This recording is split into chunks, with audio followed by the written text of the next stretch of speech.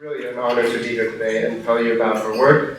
So I'm a microbiologist by training, and I've been interested in gut immune and gut nervous system interactions for quite some time. Laboratory studies, both neurodevelopment and neurodegenerative disorders, but in preclinical models. And I think that's one thing to keep in mind throughout the presentation is that I'll present a lot of animal research, a little bit of data from humans.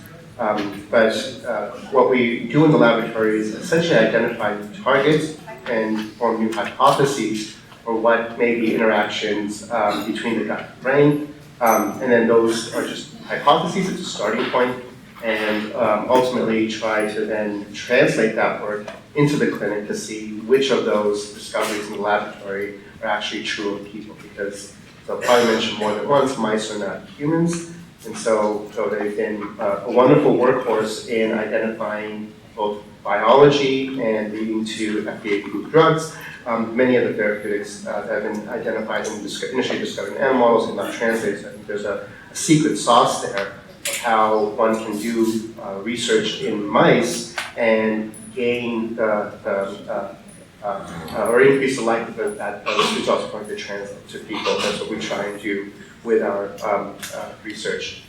And so, of course, when we think about autism, we immediately think about the brain, and that's appropriate because we know that there's an inordinate amount of research showing that various different physiological pathways, neuronal circuits, myelination and white matter abnormalities, connectivity issues have all been mapped to the brain of individuals with autism and have been reproduced in mouse models. And of course, neuroscience has really dominated the field of autism research and genetics, and we know a lot from that research about the various different biology that may be happening in the brain. A lot to learn, obviously, a lot more to go, a lot further to go, but it's been a wonderful start.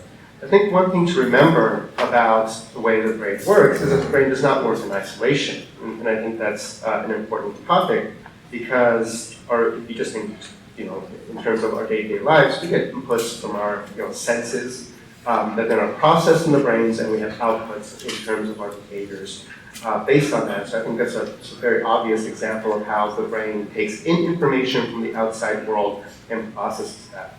So the outside world does include the gastrointestinal tract, and so one can now think about the microbiome or bacteria that are living in the intestine as a conduit or as a signal that then sends information to the brain that then can be processed. And so what is the microbiome? So again, this may be familiar to you, but we are in symbiosis or in close habitation with 100 trillion bacteria, most of which live in our gastrointestinal tract, obviously on our skin, the oral cavity, and other parts of our bodies as well. And, what 100 trillion bacterial cells means is that we are each more bacteria on a cellular level than we are human, because humans have less than 100 trillion human cells. And so perhaps that gives you an insight into the magnitude of our interactions with gut bacteria.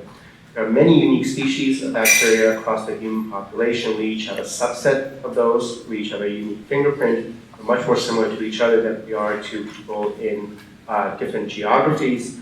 But of course, even within this room, vegetarians, vegans may share a different microbiome than omnivores, and other lifestyle factors can shape the microbiome.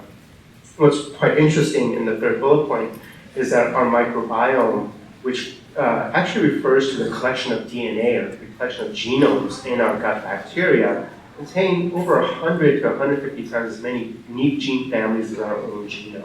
And many have referred to the microbiome as our second genome because the bacteria in our intestines do provide information that augments the biology of our own DNA, of our own genome, and in combination the two work together to mediate the balance between health and disease. And another interesting fact is that the mass of our gut bacteria are similar to that of the brain, which again lends itself to this notion that there may be 12 organ system in our bodies. So a lot of research has been done in terms of the microbiome and its relationship to behavior, its relationship to neurological disorders, the vast majority of which have been done in animal models, and we'll hear some of the pioneering work that's been done in humans today as well. But animals are, again, as I've already mentioned, are a good place to start. And so what do we know about the role of the microbiome in various different biological outputs, namely psychiatric endpoints, is that there's a lot of evidence suggesting that the microbiome regulates anxiety in mice and various other model systems. And I think this is quite interesting in and of itself, but it's also interesting to the autism community because anxiety is quite prevalent, as you know, in the behavioral features of autism. Learning and memory have also been associated with changes in the microbiome in mice. So when we run cognitive tests and ask mice to remember something and then repeat or learn from that task and produce a behavior based on what they've learned, their deficits are pronounced if their microbiome has been altered. Appetite and satiation have been linked to the microbiome as well. Again, these are not just normal eating, but it's more feeding behaviors, whether an animal chooses to eat, and how much it chooses to eat, what the quality of food it chooses to eat, have been linked to the microbiome. So it's very much behavior. And again, sorry that was slightly cut off, but mood and locomotion and other affects have also been linked to the microbiome.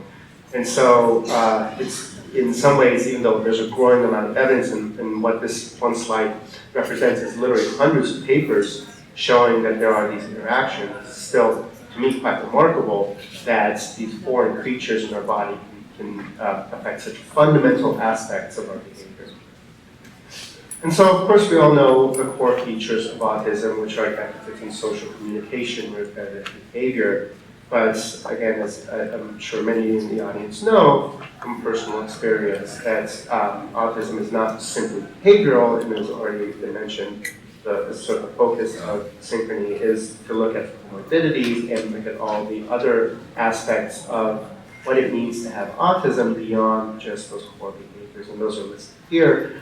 And as a microbiologist, what caught my eye close to a decade ago were the immune dysfunctions in the upper right-hand corner, the immune dysfunctions, the gastrointestinal symptoms, and the metabolic disorders, in addition to some of the other features of autism that are beyond just the core behaviors. And the reason why, immune responses, metabolism, and GI issues were pretty astounding when I realized that they're prevalent in autism is that we know from work even done a decade ago is that the microbiome regulates immunity, regulates metabolism, and it, is obviously proximal to the gut because that's, again, where most of our gut bacteria live.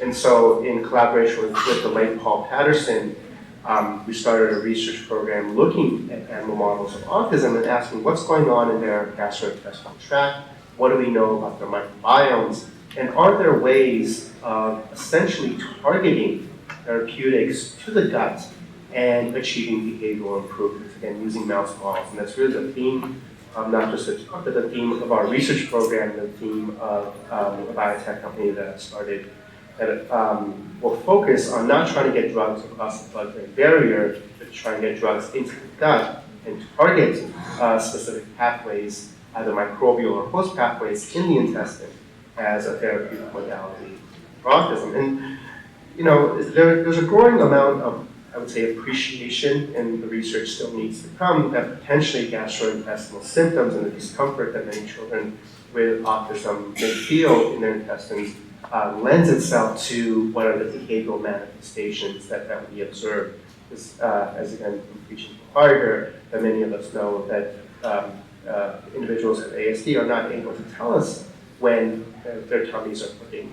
And that they may be reacting to that, but it's not obvious to the observer that may be what's fundamentally an issue. Not the only issue, obviously, but an issue that then affects their behaviors. And so I'll show you just a little bit of data throughout the talk. And this is one piece of data that we're quite excited about.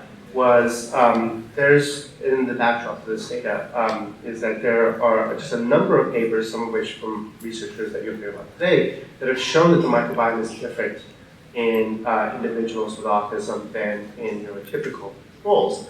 And so, and this is using fecal samples and DNA sequencing to show that there are these differences. And I think these are really powerful studies because they tell us that there's something beyond just tummy troubles going on in the intestines of individuals with ASD. But in as powerful as they are in terms of bacterial human studies, they leave us with associations. And so associations then need to be tested, either in the clinic or in animal models.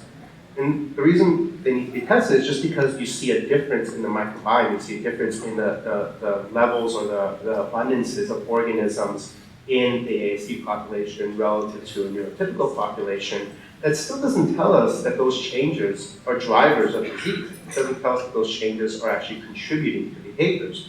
Because maybe they're potentially a manifestation of the GI issues, or the restricted diets, or the lifestyle of individuals with autism and their environment, and that can change the microbiome. So the central question here is, are those changes that have been observed by a number of researchers in the microbiome of individuals with ASD, are they a consequence of the state of ASD, of having ASD, or are they actually contributors to behaviors? And if it's the latter, then that allows us to take action, and that allows us to potentially think about the microbiome as a target for therapeutics in ASD.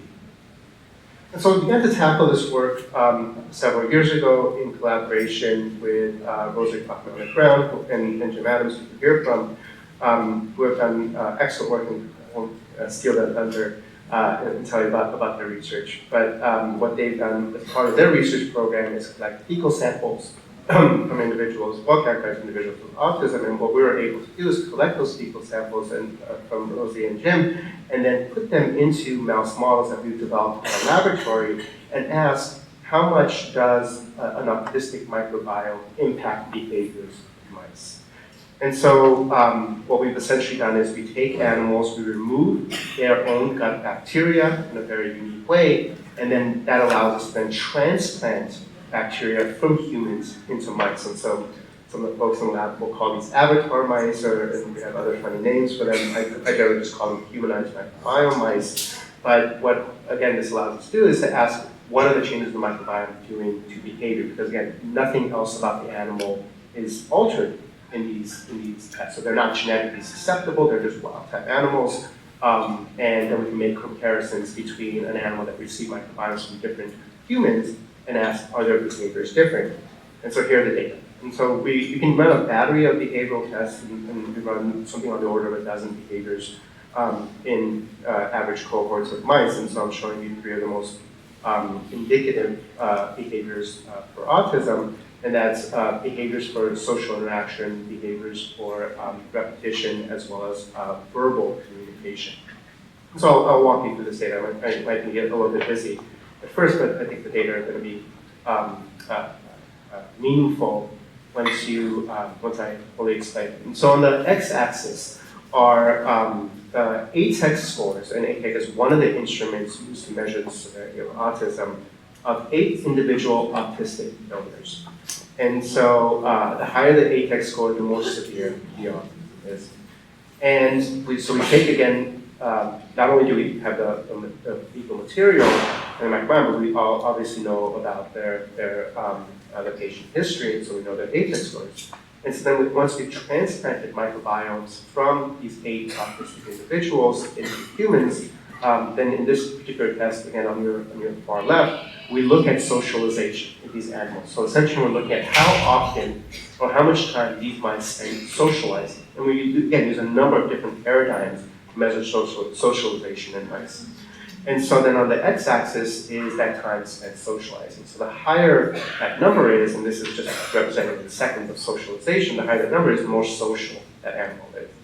And so in this linear regression, I think you can see that if an animal was populated with a microbiome from an ASD individual that performed well or was high functioning, meaning they have a lower ATEC score, then those animals socialize more.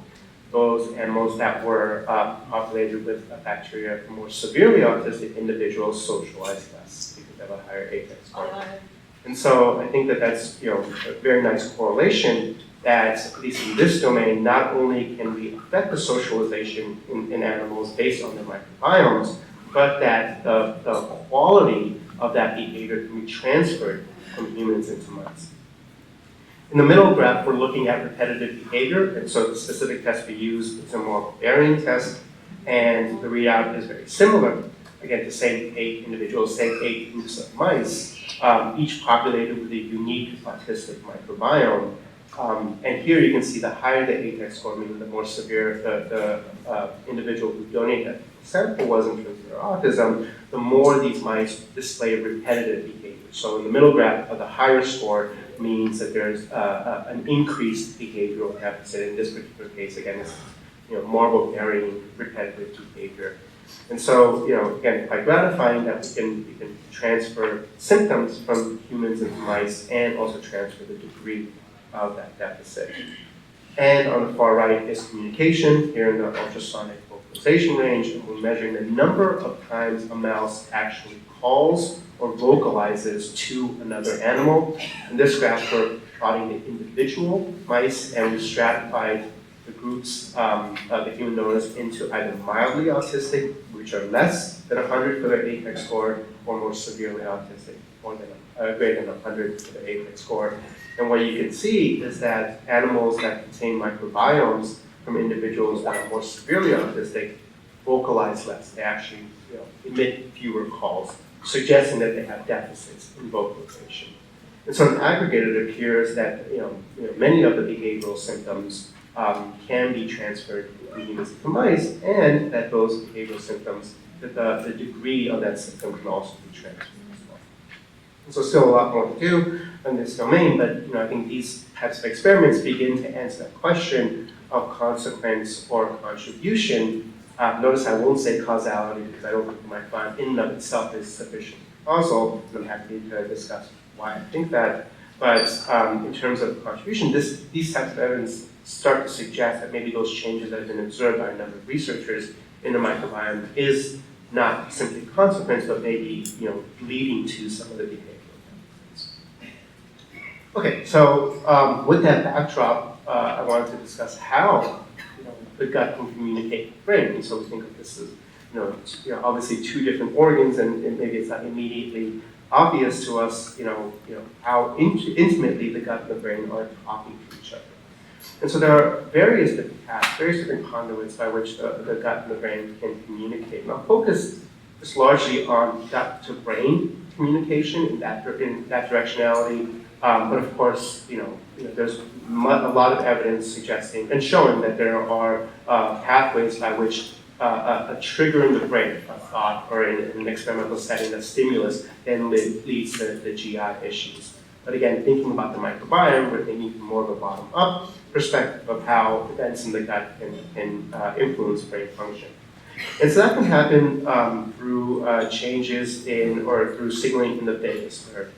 And so the vagus nerve is a nerve that runs from the brain to many different organs of the body and highly innervates or highly contacts the gastrointestinal tract. And it's been shown that there's signaling from the vagus nerve to the brain in a variety of different contexts, both in human epidemiologic studies of individuals who are vagotomized, as well as research from rodent and other animal models showing that the gut can send very specific signals to the brain via this signal. There's also the immune system. We know that many of our immune cells are actually located in our gastrointestinal tract. So something on the order of 70% of our white blood cells at any given point in time are in our intestines.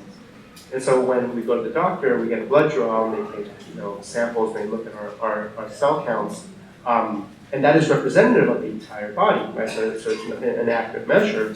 But we don't, again, we think about blood as this source of our immune cells, but again, most of our immune cells are in our gastrointestinal tract.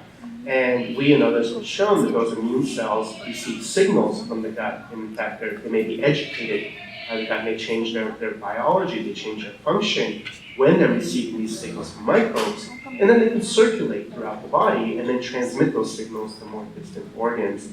And there's evidence suggesting that priming of specific immune cells in the gut leads to changes in brain function, likely through the release of cytokines, which are immune signaling molecules produced by various types of immune cells. And so again, there could be programming that happens in the gut, and then ultimately the signal can be sent to the brain via the immune system.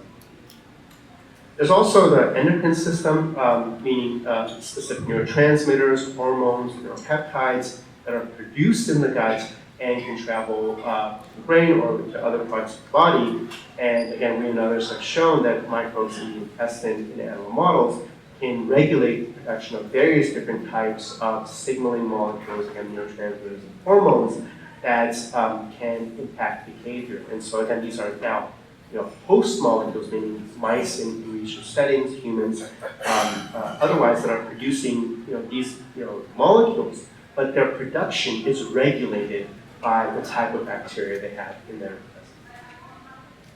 And then ultimately, what will be the central topic for our work in this discussion are molecules that are produced by bacteria in the intestine that can leak out of the gut, get into the circulation. In some cases, we know can get into the brain. It can change the physiology of the brain and change the behavior in an animal model. And so again, I just wanted to highlight the various different ways that our gut and our brains are connected to impress upon you that the two organs are not dissimilar and not distinct from each other.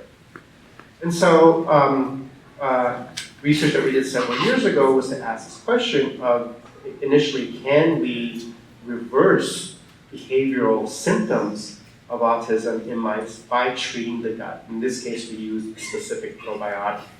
And in this data, we're showing the vocalization experiments similar to what I had shown you previously, where we use a ultrasonic microphone to detect the communication between different groups of mice.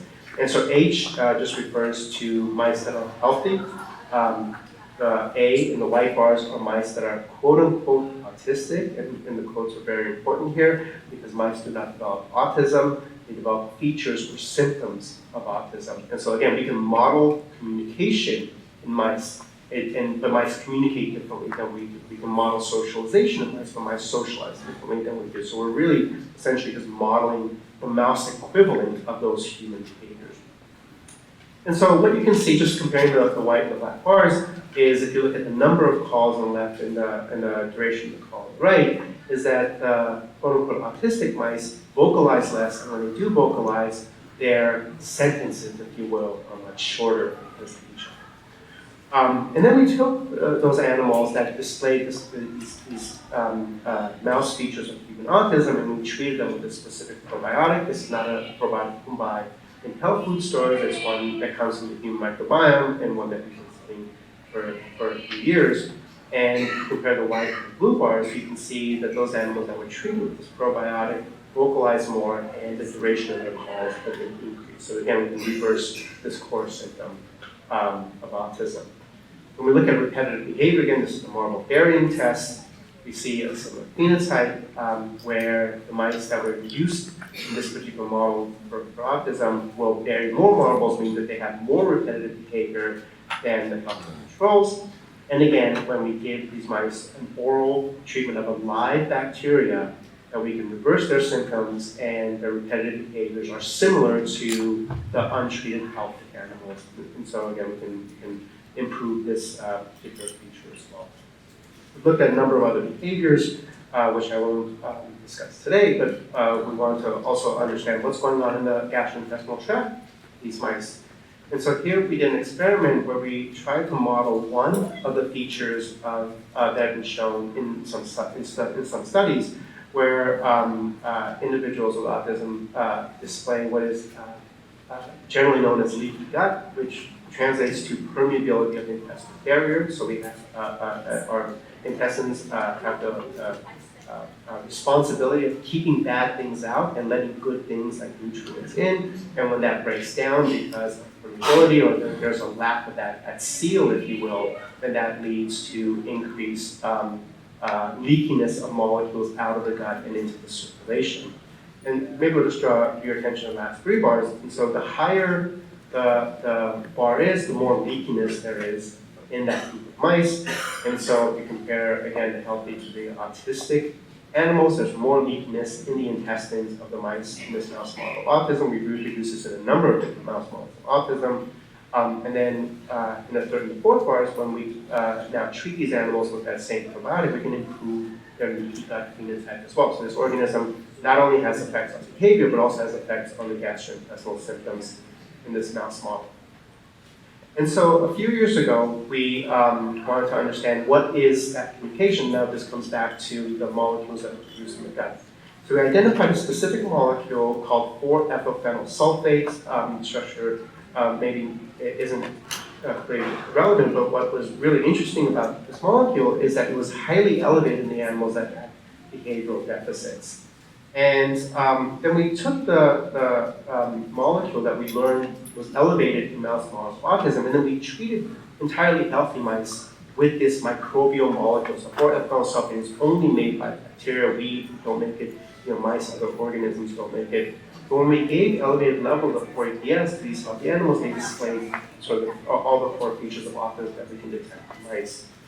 And then the data that you're looking here, we want to then ask, is that same phenotype now true in people? And so working with samples from the CHARGE study at UC Davis, we were able to obtain 129 blood samples from individuals with autism and 100 control samples. And you can see that there's this population of ASC individuals which have very, very high levels of 4-EPS, which may be a biomarker, but may also help stratify different populations of individuals based on molecular fingerprints as opposed to behavior. And again, this is a theme you'll hear about later today as well. And then this leads us to this hypothesis that potentially microbiome-based therapeutics that reduce levels of 4-APS may be viable therapies to help individuals and families with autism. And so to begin to conclude, our working hypothesis is that there's a change in the microbiome of individuals with autism that can be reproduced in mice. There's also some GI issues and permeability increases in these models and individuals. And what that leads to are specific microbial molecules that were intended to stay in the gut, that get out of the gut into the circulation. And in one particular case, in the case of 4-ethylphenyl sulfate, again, we know that this molecule gets into the brains of animals and affects their behavior. And potentially this leakage of these neuroactive molecules into the brain may lead to an altered brain function and altered behavior. But if there are ways to treat the gut and improve either the changes in the microbiome or to reseal that epithelial barrier, then one can then reverse the GI symptoms and prevent these molecules from getting into the brain and ultimately leads to normal brain function. This is very much an aspirational model here, but one that we're testing again in mice and in humans. And so I'll leave you with a very, very provocative concept is that potentially there are some forms of autism, and you all know it's very heterogeneous, so it's not going to apply to all, but some forms of autism that actually result from changes in bacteria. And as I've already told you, that there are these small molecules that are produced by bacteria that can affect behavior, and potentially there are ways of drugging the gut to gain improvement. And this may go beyond autism. So this leaky gut phenotype, changes in the microbiome, GI symptoms are found in depression, schizophrenia, anxiety, Alzheimer's, Parkinson's. So this, again, may be more of a universal concept than just ASD.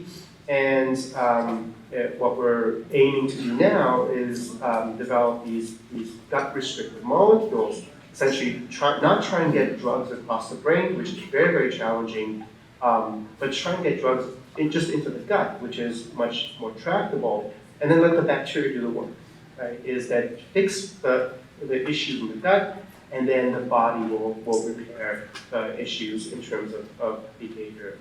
And then that's sort of the final concept of this sort of novel way of thinking for new medicines in the future, as opposed to the current model on the left of trying to get drugs off the brain, of being rational and intelligent about what we know of bacterial interactions with the host, and then drugging those particular pathways that have gone wrong.